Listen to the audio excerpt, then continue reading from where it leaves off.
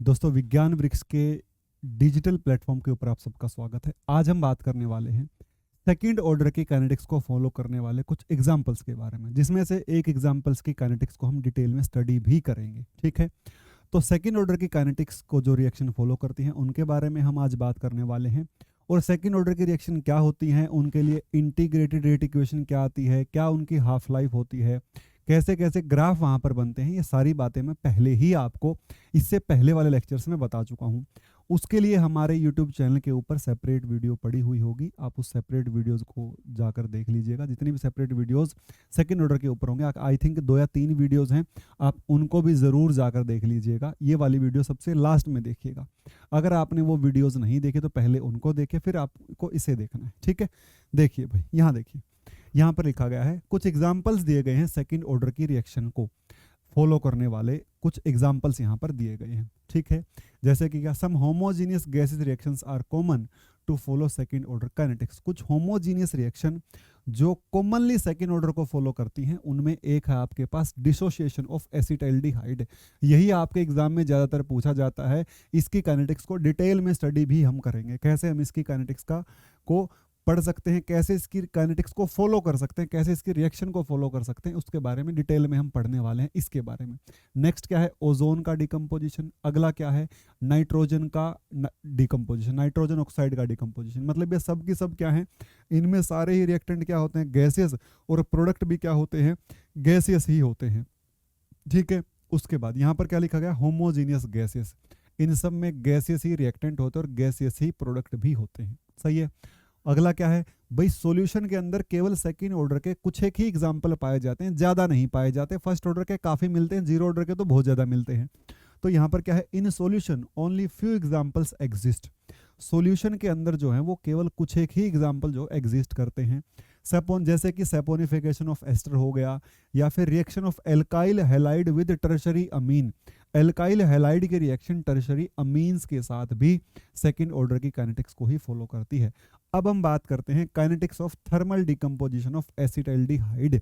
Second order only in particular temperature range. ये जो acetaldehyde का डिकम्पोजिशन है, ये केवल कुछ टेम्परेचर रेंज में ही सेकंड ऑर्डर को फॉलो करता है। हम उसी टेम्परेचर रेंज की चर्चा कर रहे हैं जहां पर ये किसको फॉलो कर रहा होगा, सेकंड ऑर्डर को फॉलो कर रहा होगा। देखिए हम लिख रहे हैं CH3CHO जो गैसियस फेज में है, ये कहाँ जा रहा है, ये जा रहा है CH4 गैसियस, और कार्बन मोनोऑक्साइड CO, और ये भी किस में, गैसियस फेज में जा रहा है। ठीक है, और ये किस टेम्परेचर पर रिएक्शन होती है, ये आपकी रिएक्शन होती है 791 केल्विन के ऊपर। ये जो रिएक्शन चल रही होती है, ये 791 केल्विन के ऊपर चल रही होती है। मैं क्या कह सकता हूँ, मैं कह सकता हूँ, देखिए ज़रा यहाँ पर, एक्चुअल में अब ये जो सारी रिएक्शन है ये चल रही है किसी एक क्लोज्ड कंटेनर के अंदर। एक कंटेनर के अंदर ये रिएक्शन चल रही है। अब हो क्या रहा होगा, जब टाइम जीरो रहा होगा, जब टाइम जीरो रहा होगा तो केवल और केवल यही प्रेजेंट होगा, ये कुछ भी प्रेजेंट नहीं होंगे। जब टाइम टी रहा होगा तो क्या बना होगा, a माइनस एक्स, यहाँ पर क्या बना होगा, x, और ये क्या बना होगा, x। अब ये सेकेंड ऑर्डर को फॉलो कर रहा है। जब ये सेकेंड ऑर्डर को फॉलो कर रहा है तो इसके लिए तो हमने इक्वेशन निकाली थी। कौन सी इक्वेशन, रेट इक्वेशन। क्या आ जाएगा, KT हमारे पास आ जाएगा 1/a minus x minus 1/a। सही बात है। अब एक्चुअल में ये जो रिएक्शन हमने लिखी है, ये जो रिएक्शन हमने लिखी, यहाँ पर मैं इसको इक्वेशन नंबर 1 कह देता हूँ। ये जो रिएक्शन हमने लिखी है ना, CH3CHO, एक्चुअल में ये सारी की सारी गैसियस फेज में चल रही है। CH4 गैसियस, और ऊपर से क्या, ऊपर से क्या, कार्बन मोनोऑक्साइड, वो भी गैसियस फेज में चल रहा है। सब कुछ आपका गैसियस फेज में ही चल रहा है। तो यहाँ पर मैं क्या लिख सकता हूँ, यहाँ पर मैं लिख सकता हूँ भाई, जैसे मैंने फर्स्ट ऑर्डर के साथ डील किया था, जिस कंटेनर में ये रिएक्शन हो रही होगी, मान लीजिए यहाँ पर क्या है, आपके पास एक कंटेनर है, ठीक है, आपके पास यहाँ पर एक और कंटेनर है। इन दोनों की मैं अभी बात करता हूँ, अभी रुक जाइए बस। अब हो क्या रहा होगा, टाइम जीरो के ऊपर जो प्रेशर हो रहा होगा वो P0 इसी का हो रहा होगा, जो प्रेशर हो रहा होगा वो इसी का होगा। सही है। अब ये दोनों तो है नहीं, तो इनका कोई प्रेशर ही नहीं होगा। जब टाइम T होगा तो कुछ एसिटाइल्डिहाइड डिकम्पोज होकर मिथेन मतलब CH4 और कार्बन मोनोऑक्साइड में टूट चुका होगा, तो इसका कुछ प्रेशर घट चुका होगा और इन दोनों की वजह से कुछ प्रेशर जनरेट होना शुरू हो गया होगा। ठीक है, तो एक्चुअल में अब हम यहाँ पर क्या कर रहे हैं, अब हम यहाँ पर प्रेशर मेजर कर रहे हैं इस कंटेनर का। ठीक है, और यहाँ पर भी हम क्या कर रहे हैं, प्रेशर मेजर कर रहे हैं इस कंटेनर का। ठीक है, ये बात चल रही है टाइम 0 के ऊपर और ये बात चल रही है टाइम t के ऊपर। ठीक है, टाइम 0 के ऊपर जो प्रेशर मेजर होगा उसे हम क्या कहेंगे, P नोट। उस टाइम क्या प्रेजेंट है, केवल CH3CHO ही प्रेजेंट है। ठीक है, टाइम t पर जो प्रेशर मेजर होगा उसे हम क्या कहेंगे, PT, pressure of the reaction mixture at time t is PT। सही है, तो यहाँ पर क्या होगा, यहाँ पर CH3CHO भी होगा, यहाँ पर आपका CH4 भी होगा और यहाँ पर आपका CO भी होगा, तीनों ही चीज़ें प्रेजेंट होंगी। अब मैं क्या लिख सकता हूँ यहाँ से, जैसे अगर मैंने वहाँ पर A और A-X लिखा, यहाँ पर A को किससे रिप्लेस कर दूंगा, P नोट से, और इसको P नोट माइनस P से। तो यहाँ पर क्या आ जाएगा, KT इज इक्वल टू, ये बनेगा हमारे पास 1/P नोट माइनस P। ठीक है, -1/P note, equation number 2।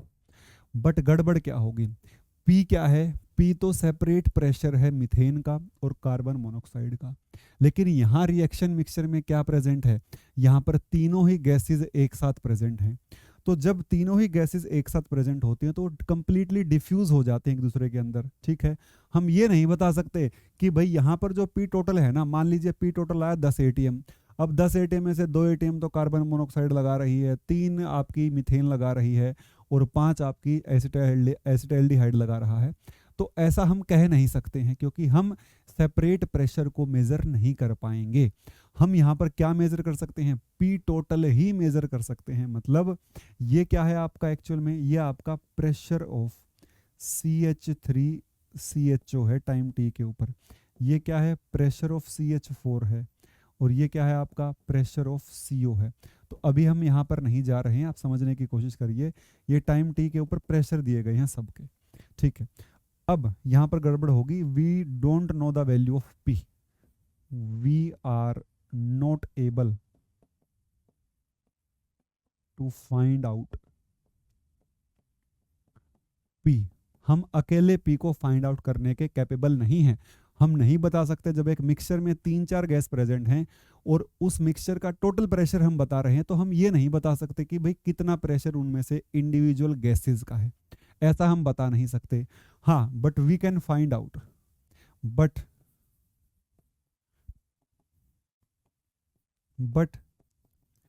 We can find P naught and PT। हम क्या बता सकते हैं, P नोट और PT बता सकते हैं।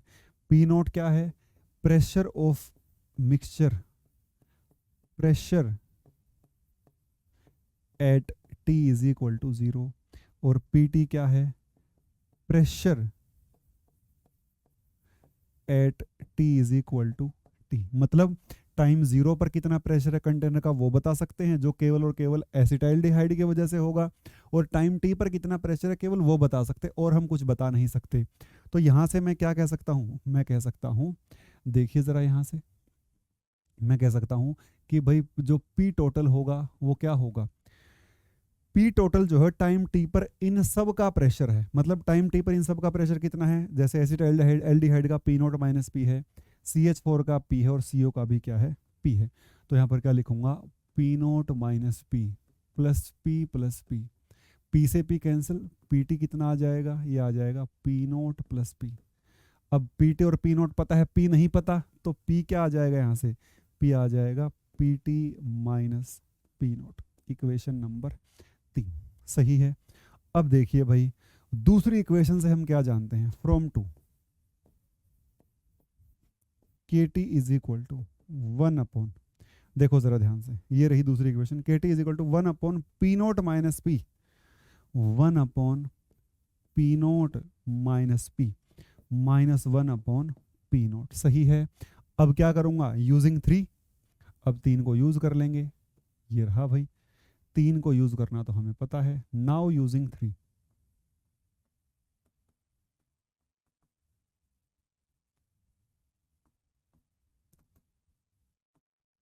तीन को यूज कर देंगे। सही है। देखो भाई क्या होगा, हमारे पास आएगा, देखो अब p की वैल्यू यहाँ पुट कर देनी है, तो हमारे पास बनेगा के T is equal to 1/p0 minus, देखिए जरा ध्यान से, p0 माइनस p की जगह pt माइनस p0,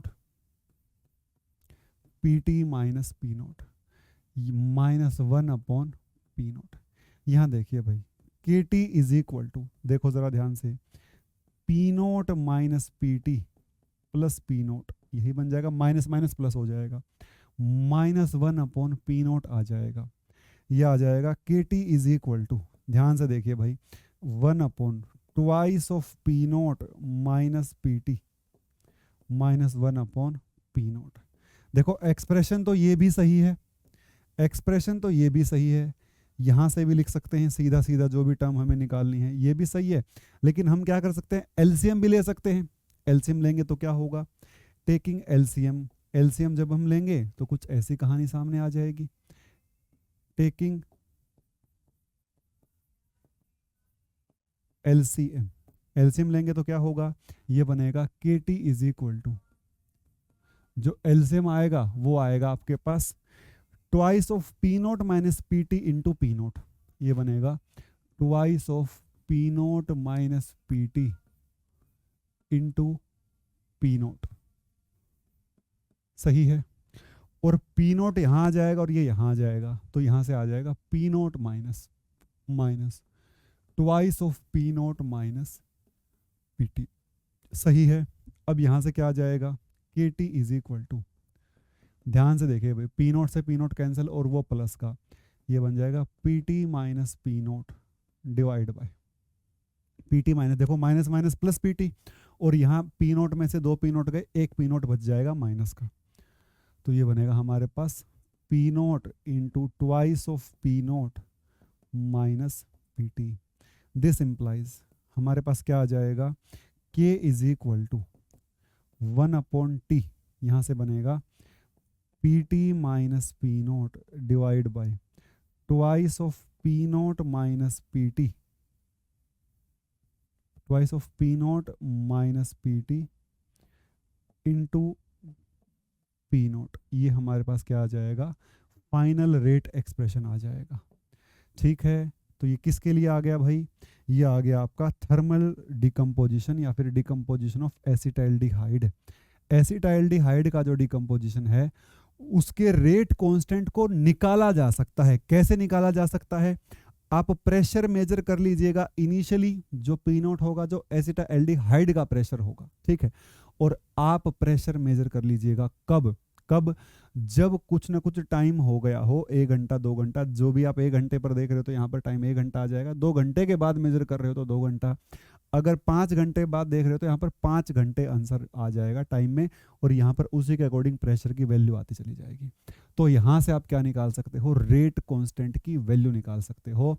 किसके लिए, डिकम्पोजिशन ऑफ एसिटाल्डिहाइड के लिए, जो किसको फॉलो करता है, जो सेकंड ऑर्डर को फॉलो करता है। जी हाँ, और आप यहाँ पर कहीं कहीं 2 भी लिख सकते हो, क्योंकि सेकंड ऑर्डर है, तो 2 नहीं लिख रहे हो तो भी वो सेकंड ऑर्डर है, क्योंकि हम रेट लॉ के अकॉर्डिंग लिख रहे हैं, और जो ऑर्डर है वो एक्सपेरिमेंटली बताया जाता है, यहाँ पर लिखी हुई स्टोशियोमेट्री से फर्क नहीं पड़ता। ठीक है, अब देखिए ये हमारे पास सेकंड ऑर्डर का जो एक्सप्रेशन था वो था, अगर सेकंड ऑर्डर में आपके रिएक्टेंट और प्रोडक्ट सारे ही गैसेस फेज में एग्जिस्ट करते हैं तो इस तरीके से मैं उनको सोल्व कर सकता हूं। समझ में आ गया होगा आपको। और अगर आप बीएससी कर रहे हैं तो आपके लिए हमारे पास आपके कंप्लीट सेमेस्टर का जो कोर्स है वो अवेलेबल है। भारत में किसी भी स्टेट, किसी विश्वविद्यालय या किसी भी कॉलेज से अगर आप पढ़ रहे हो, किसी विश्वविद्यालय से आप पढ़ रहे हो, चाहे आपका कोई भी सेमेस्टर, कोई भी यूनिवर्सिटी से आपका कॉलेज बिलोंग करता हो, तो आपके लिए हमारे पास कंप्लीट सेमेस्टर का कोर्स अवेलेबल है। जैसे मैं आपको यहाँ पढ़ाता हुआ दिख रहा हूँ, वैसे ही मैं आपको कंप्लीट कोर्स पढ़ाता हुआ भी दिखूंगा ऐप के ऊपर। ठीक है, ऐप का लिंक जो है वो डिस्क्रिप्शन में दिया गया है, आप वहां से ऐप डाउनलोड कर सकते हो। कोर्स की फीस कितनी है? फीस इतनी ज़्यादा कम है कि इतने में तो आपकी एक सेमेस्टर की, मान लीजिए क्या पता फिजिकल की पूरी बुक आती हो, उतने में तो कंप्लीट कोर्स आपको वहाँ पर मिल जाएगा, और वीडियोस के साथ आपको कोर्स मिलेगा, वो ऐसा भी नहीं है, और आपको स्लाइड्स भी मिल जाएंगी। ठीक है, उसके बाद अगर आप एमएससी करने की कोशिश कर रहे हो, आपका मन है एमएससी करने का, तो आप एमएससी एंट्रेंस की प्रिपरेशन भी हमारे साथ जुड़ के कर सकते हैं। अगर आप आईआईटी से एमएससी करना चाहते हैं तो फिर आपको सीयूईटी पीजी का पेपर ना देकर आपको आईआईटी जैम का पेपर देना होगा, जिसके बाद आप आईआईटी से एमएससी कर पाओगे। उसके लिए भी हमारे पास कोर्स अवेलेबल है। मैं आपको एक एडवाइस देता हूं, अगर आप थर्ड या फोर्थ सेमेस्टर में हैं तो ये सबसे बेहतरीन टाइम है इन दो एग्जाम्स की तैयारी करने का, सीयूईटी पीजी और आईआईटी जैम। आईआईटी जैम का तो आपका सबसे पीक टाइम होता है जब आप थर्ड या फोर्थ सेमेस्टर में होते हो, तो वो कोर्स आप जरूर से भी जरूर ट्राई कर सकते हो, उसका लेवल इससे थोड़ा सा ज़्यादा ही मिलता है। ठीक है, अब अगर आप एमएससी कर रहे हो या फिर एमएससी कर चुके हो तो आपके लिए हमारे पास सीएसआईआर नेट और आईआईटी गेट के भी कोर्सेज अवेलेबल हैं। दोनों के ही आधार पर आपको पीएचडी में फेलोशिप मिल जाती है। सीएसआईआर नेट होने के बाद आप देश भर में असिस्टेंट प्रोफेसर के लिए एलिजिबल हो जाते हो।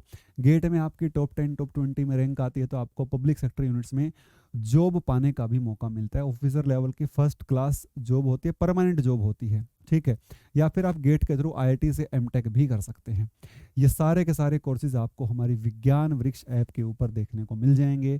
आपका जो लिंक है ऐप का वो डिस्क्रिप्शन में दिया गया है। हमारे चैनल को फॉलो करना, शेयर करना और सब्सक्राइब करना चैनल को ना भूलें। हमारी वीडियोस को दोस्तों तक जरूर पहुंचाएं, क्योंकि भारत में ऐसा पहली बार हो रहा है कि कंप्लीट बीएससी का कोर्स अवेलेबल है, चाहे वो किसी भी कॉलेज और किसी भी यूनिवर्सिटी का सिलेबस है, वो सब का सब हमारे पास अवेलेबल है। ठीक है, तो इसी के साथ मैं इस वीडियो को एंड करता हूँ। मिलते हैं दोस्तों आपसे नेक्स्ट वीडियो के अंदर। नेक्स्ट टॉपिक में आपको पढ़ाऊंगा। ठीक है, थैंक यू सो मच।